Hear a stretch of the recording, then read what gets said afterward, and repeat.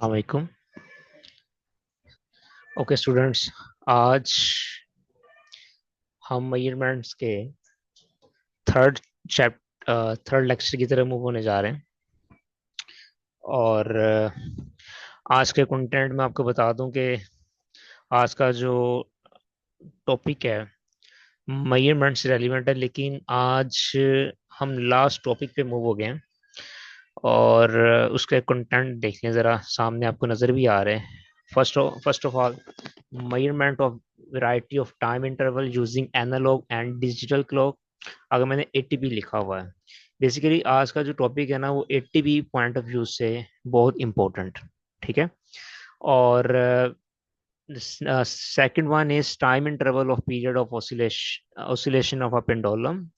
इसका सबसे ज्यादा एटीपी के अंदर क्वेश्चन आया हुआ है, P6 के अंदर भी, आईजीसीएसई में, और ओ लेवल्स के अंदर भी एटीपी के अंदर इसका क्वेश्चन बार बार देखने में मिला हमें, ठीक है। नेक्स्ट है रिजल्टेंट ऑफ टू फोर्सेस और वेलोसिटी एट राइट एंगल। ये एमसीक्यूज पॉइंट ऑफ व्यू से इंपॉर्टेंट है। एट द एंड हम डिस्कस करेंगे कि आज के टॉपिक के की पॉइंट्स क्या है। उससे पहले, अगर आपने अभी पार्ट वन और पार्ट टू, मतलब लेक्चर वन और लेक्चर टू अभी तक नहीं देखा, तो आपको इन दोनों का जो लिंक है वो डिस्क्रिप्शन में मिल जाएगा, ठीक है। और आप इनको भी जाकर एक बार अंडरस्टैंडिंग ले लें, क्योंकि चीज़ें काफ़ी कोरिलेट हैं और ये आपको एग्जाम के पॉइंट ऑफ व्यू से बड़ी हेल्पफुल हेल्प प्रोवाइड करेंगे, ठीक है। चलें।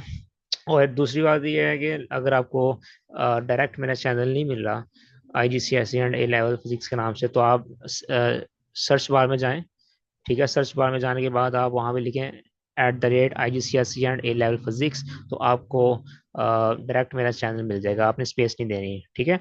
और this is the last topic today, then we will start measurement MCQs from 5 to 10 years। Recent जो पास पेपर है वहां से इसको डिस्कस भी करेंगे, क्लियर पॉइंट। और साथ में मैं एटीपी के कुछ क्वेश्चन भी करवाऊंगा, क्योंकि इस चैप्टर में से एटीपी के भी कुछ बहुत सारे क्वेश्चन आए हुए हैं जो आज का टॉपिक है, क्लियर है। चलें, let's have a look. First one is measurement of variety of time interval using analog and digital clock. Basically ये लैब के अंदर एक तो टाइम जो हमारे पास क्लॉक में होता है, ठीक है, वो एक सिंपल टाइम है, ठीक है, वो टाइम इंटरवल नहीं है। लेकिन टाइम इंटरवल का वर्ड तब यूज किया जाता है अगर आप कोई लैब में प्रैक्टिकल परफॉर्म कर रहे हैं, और you are doing any experiment to find the time interval of that event, ठीक है, then we use stop watch है, ठीक है। क्लॉक का वर्ड बेसिकली यहाँ पर स्टॉप वॉच के मीनिंग दे रहा है, ओके। तो what is stop watch here? Stopwatch mean it is a device that is used to measure the time interval of an event in a lab, क्योंकि lab के अंदर ही मोस्टली यूज होती है, तो हम इसलिए मैंने यहाँ पर लैब का वर्ड बता दिया ताकि आपको इजीली समझ आ जाए। अब इसकी फर्दर टू टाइप्स होती हैं, एनालॉग स्टॉप वॉच और एक डिजिटल स्टॉप वॉच है, ठीक है। एनालॉग स्टॉप वॉच में मैं आपको नीचे दिखा भी देता हूँ। मैंने आपको बताया था हर डिवाइस का अपना एक लीस्ट काउंट होता है। Least count mean precision value, precise value कि how much an instrument can measure reading accurately। Minimum reading होती है, the minimum reading the instrument can easily measure, that is the that will be its precision value, ठीक है। तो सबसे पहले हमारे पास जो मार्केट में अवेलेबल थी वो एनालॉग स्टॉप वॉच थी, ठीक है, जिस जैसे आपको यहाँ पे दिखाई भी दे रही है। लेकिन with the passage of time, जैसे जैसे हमारी टेक्नोलॉजी इन्हांस होती गई, as a result we make another watch that is digital clock wise. ये ऐसे ही है, जस्ट लाइक हमारे पास पहले टेलीफोन होते थे, ठीक है, पीसीओ पीटीसीएल जिसमें कहते हैं। Now we have digital and touch screen tablet and stop watch वगैरह, ओके। ओके, हम बात कर लेते हैं आपको कैसे पता लगेगा कि एनालॉग स्टॉप वॉच या क्लॉक कौन से होते हैं। तो मैंने आपको डिफाइन कर दिया है, it is a traditional clock, traditional clock whose hands moves around the clock face। ये जो आपको क्लॉक में नजर आ रहा है ना, ये वाला, that is the clock face. ये आपको हैंड्स नजर आ रहे हैं इसके। इस मीन आप जब भी आप इसको ऑन करेंगे, मैं बताता हूँ कैसे ऑन करना है। When you switch on the analog stopwatch, then these hands starts to move around this phase. Okay, we find the time by seeing the pointing position of hands on the face. The time interval measured by this clock is not much precise. Precise क्यों नहीं है? क्योंकि इसका जो precision value है just 0.1 second है। Sometime हमारे पास events ऐसे चल रहे होते हैं, हमें 0.1 से भी कम टाइम इंटरवल में हमारा इवेंट परफॉर्म हो रहा होता है, दैट इज वाई देन हमें फर्दर एक्यूरेसी रिक्वायर्ड थी। सो वहाँ पे हमारे पास जो नई डिवाइस डेवलप हुई दैट इज डिजिटल क्लॉक। भाई जस्ट मैं इंट्रो दे रहा हूँ, इसकी एग्जाम में इतनी ज़रूरत तो नहीं है, मैं आगे बता दूंगा कि which will be the best for your final exams. Okay, next इसका मैं यूजेस बता दूं। यूज कैसे करते हैं? आपके मोबाइल में भी स्टॉप वॉच होती है, बट वो स्टॉप वॉच होती है डिजिटल स्टॉप वॉच। ओके, सो यहाँ पे देखिए हमारे पास एक ही नोब नजर आ रही है, बटन कह लें, ये नोब कह लें, mostly we use a word knob. When you want to start this stop watch, you have to click from this knob. It the hands of this watch will start to move in around the face of that watch. Okay, अगर आपने इसको stop करवाना है, जब second click करेंगे then it will be stop. But अगर आपने इसको रीसेट करना है, मीन ये जो नीडल्स है सारी 0 0 पे आ जाए या स्टार्ट पे आ जाए, देन थर्ड टाइम इसी नोब को क्लिक करेंगे, your stop watch will be reset. Okay, mean to say all in one, one button जो है वो सारी की सारी फंक्शनैलिटी परफॉर्म कर रहे हैं। Clear point? करना आपने इसको कैसे पुश करना है ये मैं बता देता हूँ। Downward, then you have to, जब क्लिक करोगे तो ऑटोमेटिकली क्लिक हो जाएगी। Clear point? चलें आगे, हम इसको हम रेस कर देते हैं कि हमें, मुझे ज़रा नीट क्लीन वर्क पसंद है। नेक्स्ट है हमारे पास डिजिटल स्टॉपवॉच। ये आपको नजर भी आ रहा है डिजिटल स्टॉपवॉच क्या होती है। और mean as the watch in which data is given in the form of digits. ठीक है, या आप रिस्ट वॉच भी होती है, लेकिन वो टाइम इंटरवल मेजर करने के लिए यूज नहीं करते, वो जस्ट हम डेली लाइफ का जो टाइम जोन है उससे हम वो चीज देखते हैं। But in this stopwatch we can easily find out the time interval in digit and with more accuracy as compared to analog clock watch. Okay, so इसके जो precision rate है that is 0.01 second, it mean 100th of the second हमें ज्यादा result मिल रहा है। जो analogue थे वो just 0.1 second and digital is 0.01 second. तो यहाँ पे देखिए हमारे पास स्टॉप वॉच में, आपके मोबाइल में भी स्टॉप वॉच होगी एंड हर मोबाइल में होती है। ठीक है, और यहाँ पर भी मैंने आपको 2 सैंपल दिखा दिए। फर्स्ट वन देखें कि इस वाले में देखें, if you look at this rectangle stop watch we have hours, minutes and seconds. ये I think this advance stop watch. इसमें आपके पास स्टॉप और स्टार्टअप का एक बटन है। ठीक है, but if you want to reset then you have to click from these 2 buttons any one. अगर आपने आर को क्लियर करना है तो इसको क्लिक करें, मिनट्स को करना है तो यहाँ पे क्लिक कर दें, आई थिंक सेकंड्स को भी करना होगा इसको क्लिक करना पड़ेगा, then all this stop watch will be reset. ठीक है, तो डिफरेंट बटन्स यूज किए जाते हैं to start, stop and reset. In the same way, if you look at this beautiful watch, you can see there are 3 knobs or 3 buttons. From one button you can start and stop, and this one will be used to reset the stop, I mean 0 0 आ जाएगा। Clear point? लेकिन आपने याद रखना कि हमारे पास जो mobiles के अंदर है, जो लैब्स में पड़ी होती है, उसमें ये वाला जो रीजन है, ये वाला sorry, this is used for seconds and this is used for minutes, क्योंकि टाइम इंटरवल होता है जस्ट स्मॉल इवेंट्स का, दैट इज वाई आर जो आर वाला डिजिट्स है वो रिक्वायर्ड नहीं होता। ठीक है, मोस्टली ज़्यादातर लैब्स में इतनी आवर्स तक तो कोई एक्सपेरिमेंट परफॉर्म नहीं करते हैं, या मतलब 1 आवर्स 2 आवर्स के लिए कोई भी एक्सपेरिमेंट परफॉर्म नहीं किया जाता। कि अगर लेट्स सपोज आपने, अगर जाकर बताता हूँ कि जब आपने पेंडुलम की ऑसिलेशन निकालनी है तो वो जो सेकंड्स कुछ मिनट या सेकंड्स में आ जाएगी, आवर्स में नहीं चाहिए। तो ये इसलिए मैं कह रही हूँ थोड़ी एडवांस टेक्नोलॉजी है, ये ज़रा हमारे ओल्ड टेक्नोलॉजी की दिखाई हुई इन्होंने। ओके, तो it is very simple and आपको जस्ट इनके प्रिसीजन वैल्यू का पता होना चाहिए इनकी क्या क्या है। नेक्स्ट है pendulum, that is very very very important for exam point of view. मैंने आपको पहले बता दिया, बल्कि लिख भी देता हूँ। इसमें से हमारे क्या आना है, A T P, alternative to practical. Okay, अब सबसे पहले बात कर लेते हैं पेंडुलम होता क्या है। पेंडुलम आपको यहाँ पे मैंने एक डायग्राम भी दिखा दी है, ठीक है। तो उसको डिफाइन करेंगे, it's consist of small metal Bob attached with the string and suspended with spotting point.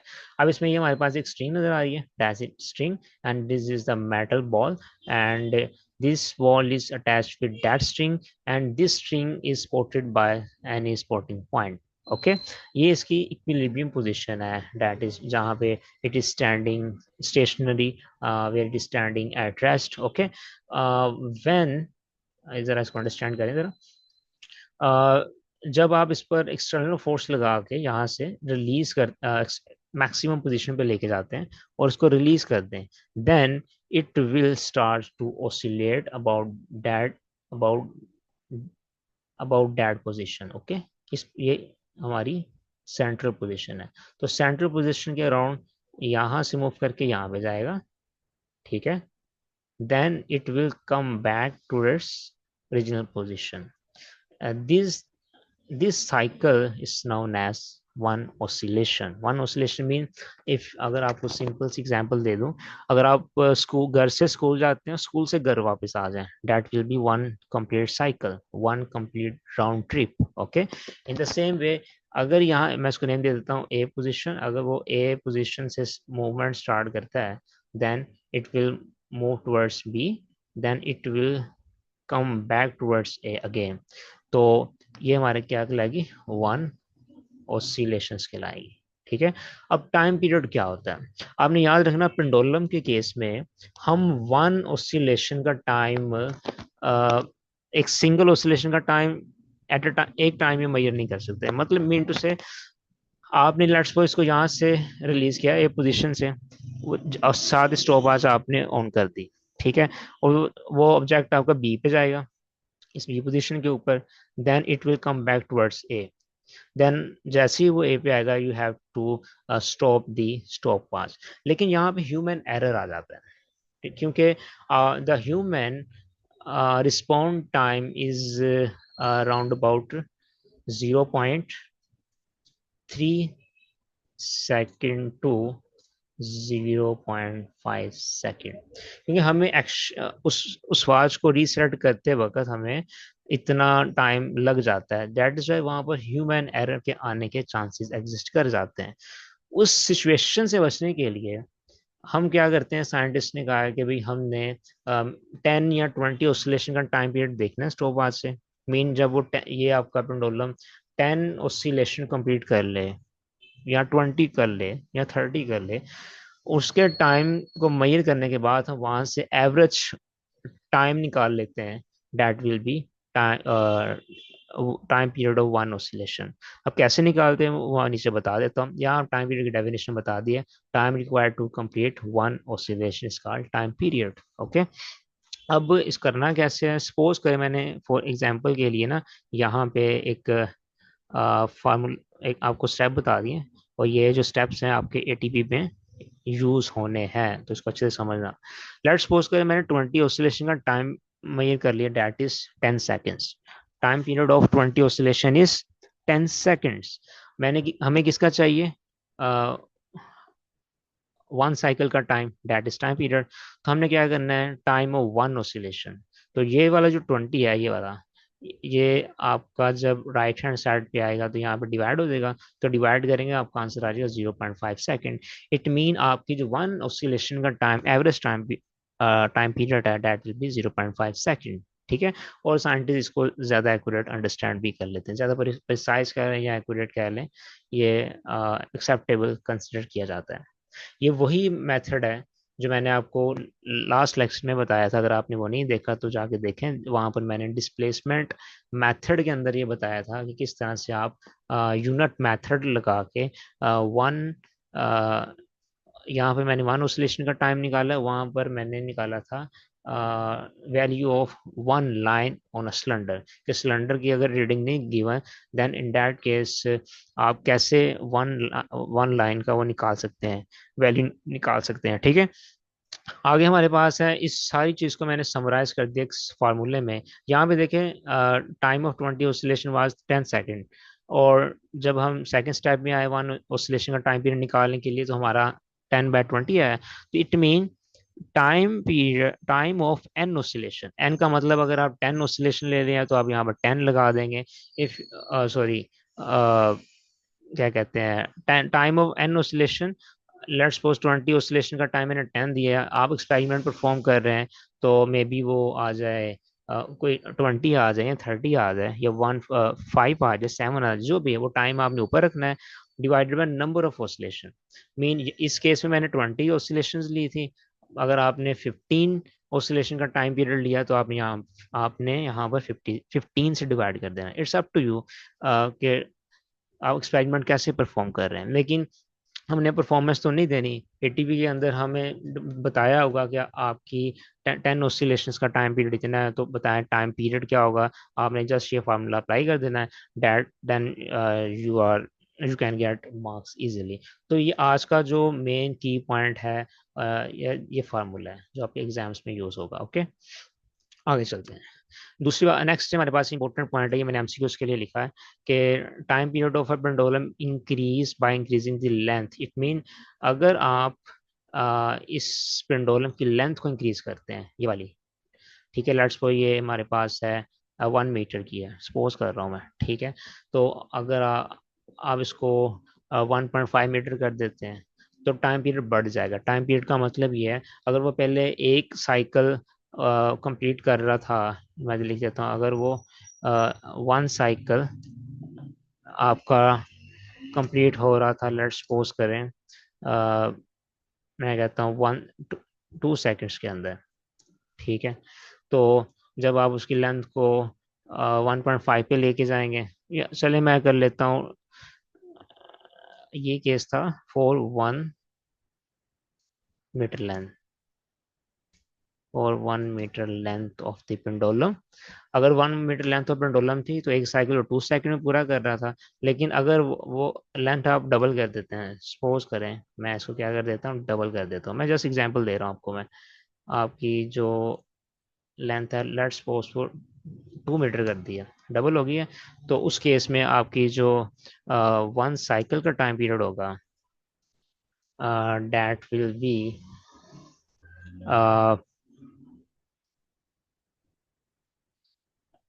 May be ये हो जाए आपका 3 के लगभग हो जाए, या 2.75, जो भी है, मैं एग्जाम्पल के तौर पे ले रहा हूँ, मे बी ये इतनी हो जाए, 3 सेकंड हो जाए, ठीक है।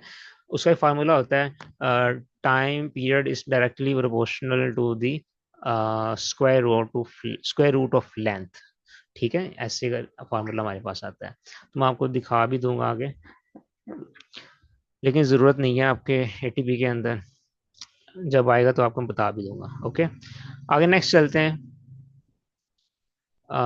वो मैं नोट के तौर पे लिख लिया जस्ट फॉर अंडरस्टैंडिंग के लिए। ओके, आगे जी हमारे पास ये टॉपिक एमसीक्यूज में, आईजीसीएसई के अंदर जस्ट फॉर एमसीक्यूज के लिए, ठीक है। और क्योंकि इसकी जो डिटेल थी वो आईजीसीएसई में निकाल दी गई है, क्योंकि बच्चे काफ़ी टेंशन फील करते थे इस क्वेश्चन को लेके, ठीक है। अब उन्होंने जनरलाइज कर दिया है कि आप एमसीक्यूज में के तौर पे इसको कैसे यूज़ करेंगे, लेकिन आपको मैं सारा समझा दूंगा। अगर जैसे मर्जी वो क्वेश्चन पूछ ले तो आपको आना चाहिए हर एंगल से। ओके, ओके, इसमें बात करेंगे रिजल्टेंट ऑफ टू फोर्सेस और velocity at right angles or specific angle. यहाँ पे मैंने 2 वर्ड यूज किए हैं, right angle and specific angles. Some time हमें टू फोर्सेस एक्ट कर रही होती है राइट एंगल्स के ऊपर, और सम टाइम वो right angle mean 90 degree, okay. Some time वो किसी 90 के 90 के अलावा किसी एंगल एंगल पे लाइक कर रही होती हैं। फिर उस केस में क्या किया जाता है, तो रूल आप अंडरस्टैंड कर लें किस तरह से ऐड करना है फोर्सेस को। और इसमें एक मैं ट्रिक बताऊंगा, अगर आपको ट्रिक समझ आ गई तो आपके इस टॉपिक से रेलिवेंट एमसीक्यूज भी हो जाने, ठीक है। अभी तक अगर आपने चैनल सब्सक्राइब नहीं किया, वो जल्द से जल्द कर लें, अपने दोस्तों के साथ ये शेयर करें, क्योंकि इस तरह के लेक्चर्स आपको कहीं नहीं मिलने, क्योंकि मुझे एक एक लेक्चर रेडी करने में 2 से 3 आवर्स लग जाते हैं। इस तरह से उसको हेडिंग्स लेके आना, उसके हाईलाइट करना, उसको डायग्राम बनाना, ये कोई इजी काम नहीं है। ठीक है, मैं आपके लिए कर रहा हूँ, तो आपने मेरे लिए क्या करना है, चैनल को सब्सक्राइब करना है, और आपने आगे अपने स्टूडेंट्स के साथ, अपने फेलोज के साथ, अपने फ्रेंड्स के साथ भी इसको शेयर करना है। ओके, अब हम मूव होने जा रहे हैं जी मेथड के ऊपर, that is tip to tail method. सबसे पहले अंडरस्टैंड कर लें टिप क्या होती है। ये वो टिप नहीं है जो आप होटल में जाए किसी वेटर को दे देते हैं। डेट इज दी, आपको मैं दिखाऊं, ये वाला जो पॉइंट है ना, ये एरो का जो एंड पॉइंट होता है ना, ये वाला ये होती है हेड, हेड सॉरी टिप होती है। इसको हेड भी कहते हैं, लेकिन टिप यू का वर्ड यूज करना है। और ये जो आपको दुम नजर आ रही है टेल, इसे हम कहते हैं टेल। ओके, अच्छा, अब इसमें अंडरस्टैंड, ये पढ़ते क्यों है इस टॉपिक को। फॉर एग्जांपल, आप ये देखें, लेट्स सपोज करें कभी समुंदर में अगर कोई बोट खराब हो जाए, या कोई जो सी बेड है या जहाज है, बहरी जहाज जिसे हम कहते हैं, वो रुक जाए, तो उसको कैसे आप मूवमेंट करवा सकते हो। मे भी 2 बड़े बहरी जहाज आए, वो डिफरेंट एंगल्स के ऊपर फोर्स लगाएंगे। मैं आपको ना बना के दिखाता हूँ। सपोज करें कि ये आपके पास कोई गाड़ी है, गाड़ी एग्जांपल ले लें, छोड़े समुद्र, ये हमारे पास गाड़ी है, ठीक है, हैवी, और इसको मूवमेंट करवाना है आपने इस डायरेक्शन में। तो क्या करते हैं, एक एक पर्सन यहाँ से फोर्स लगाएगा, या एक ट्रक जो है वो यहाँ से फोर्स लगा रहा है इस डायरेक्शन में, ठीक है, वो यहाँ से एक थ्रेड के जरिए से दूसरा ट्रक जो है वो इधर फोर्स लगा रहा है। तो होगा क्या, फोर्स तो वो डिफरेंट एंगल्स पे लगा रहे हैं, ठीक है। एज अ रिजल्ट, इन दोनों की फोर्सेस के रिजल्ट में, या इन दोनों का जो कंबाइन इफेक्ट होगा, उसके रिजल्ट में बॉडी स्ट्रेट इस पाथ में मूव करेगी। जिस डायरेक्शन में बॉडी मूव करेगी, that will be the resultant of two forces. हमारा यहाँ पे क्या काम होना है कि इस रिजल्टेंट को ही फाइंड करना है। उसके 3 मैंने ज्योमेट्री ली है, पहले मैंने आपको अंडरस्टैंडिंग करवाई है, फिर आपको आगे मैं बताता हूँ कि फार्मूला कैसे अप्लाई करना है, और एमसीक्यूज में किस तरह से इसको लेके चलना है। तो सबसे पहले आप देख लें करना क्या है, आपने मेथड समझना है। सपोज हमारे पास 2 फोर्सेस हैं, 2 वेक्टर्स का वर्ड यूज किया, फोर्सेस का वर्ड भी यूज कर सकते हैं, क्योंकि four force is a vector quantity, ठीक है, क्योंकि इसमें डायरेक्शन भी चाहिए, मैग्नीट्यूड भी चाहिए। करना क्या आपने, फर्स्ट सबसे पहले आपने draw the first vector in a given direction. Suppose करें मैंने ये जो फर्स्ट वेक्टर है अंडरस्टैंडिंग के लिए, इसको मैंने ड्रा कर दिया है, इसको मैंने फर्स्ट वेक्टर का नाम दे दिया है, ठीक है। Then draw and coincide का मतलब मिलाना आपने, ठीक है। Draw and coincide the tail of second vector. अब ये सेकंड वेक्टर है, इसकी टेल ये वाली लाइक कर रही है।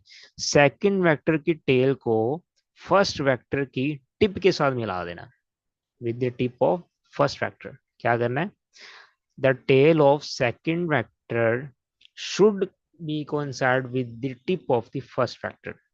ये मेन काम हो गया आपका, ठीक है। अब इन लेट्स सपोज एक फोर्स आप यहाँ लगा रहे हैं, एक फोर्स आपने 90 के एंगल पे लगाई है, राइट एंगल की बात कर रहा हूँ मैं, ठीक है। तो इन दोनों के रिजल्ट से आपकी बॉडी किस डायरेक्शन में मूव करेगी, वो होगी रिजल्टेंट की डायरेक्शन में। रिजल्टेंट कैसे फाइंड करना है, अब आपने देख करना यह है कि रिजल्टेंट की जो टेल है उसको फर्स्ट फैक्टर की टेल से मिला देना, ये मैंने बता दिया, दोनों की टेल मैच कर रही है। और जो हेड है रिजल्टेंट का, उसको सेकंड वेक्टर की हेड के साथ मिला देना है। तो इस तरह से आपकी ये राइट ट्राइंगल ज्योमेट्री बन जाती है। तो ये मैंने लिख भी दिया, ये फर्स्ट फैक्टर है, ये सेकंड फैक्टर है, और इन दोनों का जो कंबाइंड फैक्टर है दैट विल बी रिजल्टेंट, वो ये वाला आएगा। तो जब आप एमसीक्यूज करवाऊंगा ना आपको मैं, तो वहां पे आपको जो ज्योमेट्री नजर आएगी उसमें एक एरो ऐसे नजर आएंगे। लेट्स सपोज एक एरो जैसे, इसको मैं रेज कर दूं, उसमें होना कुछ ऐसे है। ये देखें, उसमें एक हमारी फो लगनी है फोर्स ऐसे, और वहां पे एरो आपको यहाँ पे दिया गया होगा, ठीक है। सेकंड फोर्स आपकी यूं लग रही, लेट्स सपोज करें, एरो आपका होना है यहाँ पे, ठीक है। जो रिजल्टेंट है ये मैंने बता दिया, tail with the tail and head with the head. वहां पे जो आपको एरो का साइन नजर आएगा ना, वो कुछ इस फॉर्म में नजर आएगा, यहाँ पे डबल एरो के साथ। तो वहां पे डबल एरो से रिजल्टेंट को शो किया जाता है, that is the resultant. Clear point, समझ आ गई ना बात। तो एक और चीज, ये तो मान लीजिए ट्राइंगल, आप इसका पैरेललोग्राम भी बना सकते हैं। अगर राइट एंगल ट्राइ ज्योमेट्री है तो उस केस में आप स्क्वायर बनाओगे। स्क्वायर कैसे बनता है देखिए जरा। अगर राइट राइट एंगल पे फोर्सेस लाई कर रही हैं तो इस फोर्स को मैं क्या करने लगा, ड्रैग करूंगा। इसको ड्रैग करके मैं इधर लेके आता हूँ, ये देखें, ये ड्रैग करके मैं यहाँ लाया, ठीक है। और जो ये वाली फोर्स है इसको मैं ऊपर जाकर ड्रैग कर देता हूँ, ठीक है, ये देखें। तो ये क्या बन गया हमारे पास, एक सॉरी रिक्टेंगल बन गया। Clear point. तो जब भी आपने क्वेश्चन सॉल्व करने की कोशिश करनी है, या तो रेक्टेंगल बना लें, अगर ट्राइंगल बनानी मुश्किल है, यहाँ से आपको इजीली अंडरस्टैंडिंग आ जाएगी कि हमारा रिजल्टेंट कैसे लाई करेगा। अगर आपको ट्राइंगल बनाना आसान लगती है, आप ट्राइंगल बना सकते हैं। क्लियर है। लेकिन कुछ ऐसे क्वेश्चन है वहां पे हमें क्या बनानी पड़ती है, हमें वहां पर पैरेललोग्राम बनानी पड़ती है। कैसे बनानी पड़ती है उसकी एग्जांपल ये वाली गिवन है, मैं इसको दोबारा रेज करके बता देता हूँ कैसे। ये देखिए जरा पैरेललोग्राम कैसे बनेगी। उस केस में हमारे पास जो एंगल होता है वो 90 डिग्री नहीं होता। तो करना क्या है फिर हमने हमने सबसे पहले लेट्स सपोज करें, वो कहता है कि आपकी लेट्स सपोज एक फोर्स ये लाई कर रही है, ठीक है, और एक फोर्स आपकी ये लाई कर रही है। तो बताएं इनका रिजल्टेंट कहाँ जाएगा। आपने क्या करना है, ये जो फोर्स है ना ये वाली, इसको ड्रैग करके यहाँ भी लेके आएंगे, ठीक है, ये ड्रैग हो गया। और इस फोर्स को ड्रैग करके यहाँ भी लेके आएंगे, ठीक है, हो गया ड्रैग।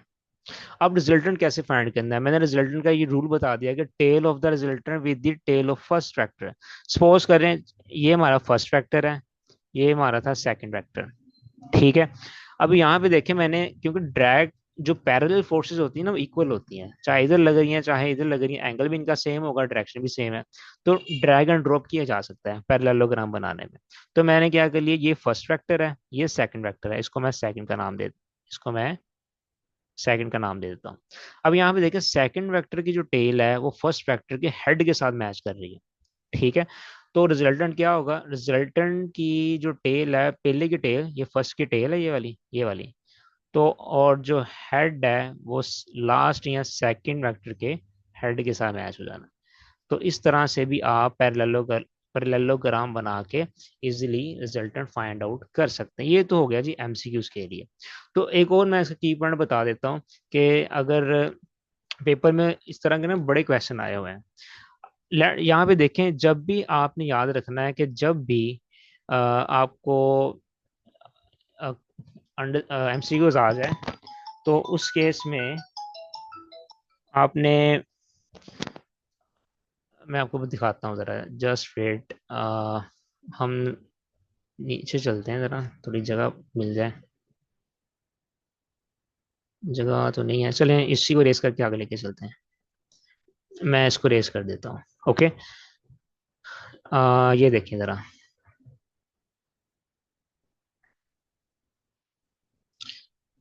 चलें यहाँ पे देखें, पेपर में एक क्वेश्चन आया हुआ, एमसीक्यूज आया हुआ था।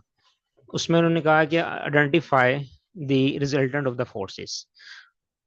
तो उस केस में क्या करना, आपने सपोज करें आपकी एक फोर्स ऐसे लाई कर रही है, ठीक है, और एक फोर्स आपकी उन्होंने कहना है जी ऐसे लाई कर रही है, और इसकी डायरेक्शन में ऐसे बना देता हूँ, ठीक है। और एक फोर्स पे कह देगा ऐसे लाई कर रही है। उन्होंने पैरेललोग्राम नहीं बनानी, उन्होंने आपको इस तरह कंफ्यूज करने के लिए डिफरेंट ज्योमेट्री दी होनी है।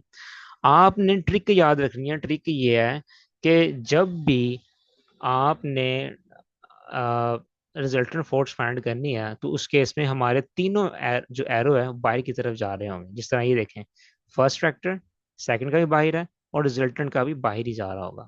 तो आपने वहां पे कौन सी ज्योमेट्री सिलेक्ट करनी है, ये वाली। सपोज फर्स्ट फैक्टर ऐसे है, सेकंड वेक्टर ऐसे लाई कर रहा है, इनका जो रिजल्टेंट है वो कुछ ऐसे जाएगा, ठीक है। क्योंकि अगर आप ड्रैग एंड ड्रॉप करेंगे ना, तो यहाँ पर मैंने पहले जो एग्जांपल दी थी, इसको ड्रैग करके यहाँ पे लेके आए, ठीक है, इसको ड्रैग करके यहाँ पे लेके आए, तो आपकी जो कंप्लीट है वो पैरेललोग्राम भी बन जाएगी। लेकिन यहाँ पे मैंने राइट एंगल यूज किया तो ये आपका स्क्वायर बन रहा है, ठीक हो गया। तो ये वाला जो पार्ट है ना आपका, ये वाला, ये वाला, ये क्या बन गया आपका, रिजल्टेंट ऑफ टू फोर्सेस बन गया। अगर फिर भी समझ ना आए तो मुझे बता देना कमेंट सेक्शन में, आपको मैं, बल्कि आप व्हाट्सएप पे भी मुझसे बात कर सकते हैं, फ्री ऑफ कॉस्ट है, कोई मैंने रिस्ट्रिक्शन नहीं लगाई है कि आपने कोई पे करना है मुझे, ठीक है। चलें आगे मूव होते हैं। नेक्स्ट जो है हमारे पास इसी का क्वेश्चन थोड़ा पार्ट है, ये देखें। यहाँ पर भी आपको नजर आ रहा है कि लेट्स सपोज फर्स्ट वेक्टर, आप फर्स्ट वेक्टर ये फोर्स ये लाई कर रही है, सेकंड हमारे पास ये लाई कर रही है। तो जो ऊपर मैं बात समझाने की कोशिश कर रहा था ना, तो रिजल्टेंट हमारा वो भी बाई की तरफ ही होगा, तीनों के जो टिप है वो सारी की सारी बाई की तरफ है। ये रट लेना अपने एमसीक्यूज को जब आइडेंटिफाई करना है कि आपकी फोर्स कहाँ लाई करेगी। ओके एक क्वेश्चन इस साल इन्होंने ऐड किया है कि आपने कैलकुलेट करनी, वैल्यू कैलकुलेट करनी है रिजल्टेंट की। When two forces are acting then you have to find out the resultant of both forces. तो उसके लिए आपने ये फार्मूला याद रख लेना है, resultant is equal to X square plus Y square और होल स्क्वायर रूट। ये बनता कैसे है, इस पे आपने नहीं जाना क्योंकि आपके सिलेबस का पार्ट नहीं है डेरिवेशन करना, इसको आपने एज इट इज याद रख लेना है। इसको याद कैसे रखना है, मैं यहाँ पर स्टेटमेंट लिख देता हूँ, तो आपको वो स्टेटमेंट अगर याद रह जाएगी तो सोने पे सुहागा है। ये देखें, स्क्वायर रूट ऑफ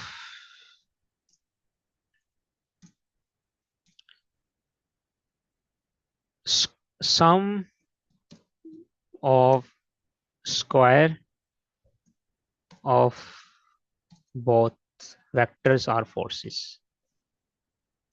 ठीक है, क्या कहा है भाई मैंने, सबसे पहले क्या करना है, स्क्वायर रूट लेना है, किनका लेना है, sum of both forces, X axis के अलोंग जो वैल्यू होगी फोर्स की और वाई एक्सिस के जो अलोंग होगी वैल्यू उसका स्क्वायर।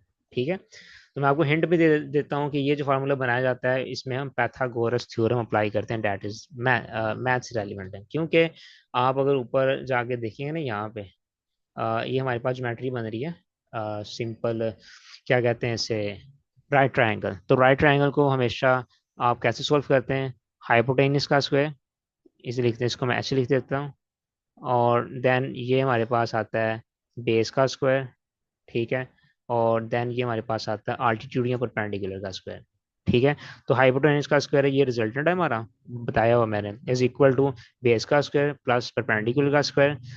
तो उसके बाद नेक्स्ट स्टेप जो हमारे पास होता है, आपने रिजल्टेंट, हमें रिजल्टेंट की पावर स्क्वायर नहीं चाहिए, simple one, simple power one चाहिए। तो आप बहुत सारे स्क्वायर रूट लेके इजिली फाइंड आउट कर सकते हैं। मैं इतनी डेप्थ में नहीं जा रहा ताकि ये चीज़ें आपके लिए कॉम्प्लिकेटेड ना हो, आपने जस्ट ये फार्मूला लिखना है, और जब एग्जाम में एमसीक्यूज में या आपके एटीपी में क्वेश्चन आएगा तो आपको मैं डिटेल में बता भी दूंगा। ठीक है, यहाँ तक अगर किसी का क्वेश्चन है तो मुझसे पूछ सकते हैं। आगे आज के टॉपिक का जो सबसे मेन की पॉइंट था वो हमारे पास एक तो ये फार्मूला था की पॉइंट, ठीक है, वो मैंने आपको बता दिया, इसको आप इजीली कर मतलब आपने माइंड में बिठा लेना है।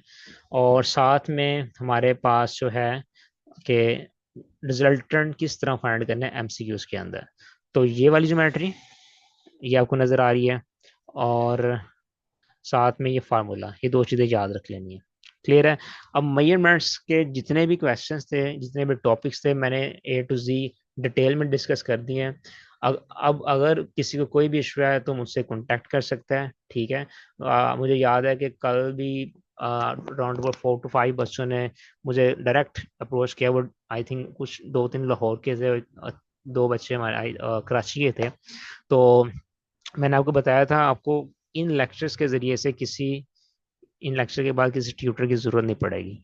ओके, अब इंशाल्लाह 1 या 2 दिन में आपको क्या कहते हैं वो मिल जाएंगे टॉपिकल एमसीक्यूज और एटीपी, क्योंकि इस चैप्टर में से आपके थ्योरी के क्वेश्चन नहीं आते, जो कोर्स सिलेबस है उसमें आएंगे, लेकिन जो एक्सटेंडेड सिलेबस है जीसीएसई का उसमें स्टैंडर्ड के अंदर इसका क्वेश्चन नहीं आता। मैं कोर के भी कुछ क्वेश्चन करवा दूंगा, एटीपी के भी करवा दूंगा और एमसीक्यूज भी करवा दूंगा। ठीक है, ओ, ओके, अल्लाह हाफिज। और हाँ, जाते एक बात आपको बताना भूल गया कि मैंने एक व्हाट्सएप ग्रुप बनाया है, तो व्हाट्सएप ग्रुप के लिए आपको मैंने बताया था कि इसी डिस्क्रिप्शन में आपको लिंक नज़र आ रहा है, लिंक को कॉपी करें, साथ ही वो व्हाट्सएप का आपको दे देगा सिंबल, तो आपने डायरेक्ट उस पर क्लिक करके ग्रुप ज्वाइन कर लेना है, ठीक है। और बाकी स्टूडेंट्स को भी बताएं, अपने फ्रेंड्स को बताएं, सबको बताएं कि यहाँ पे फ्री में डाटा मिल रहा है। ओके गाइस, अल्लाह हाफिज़।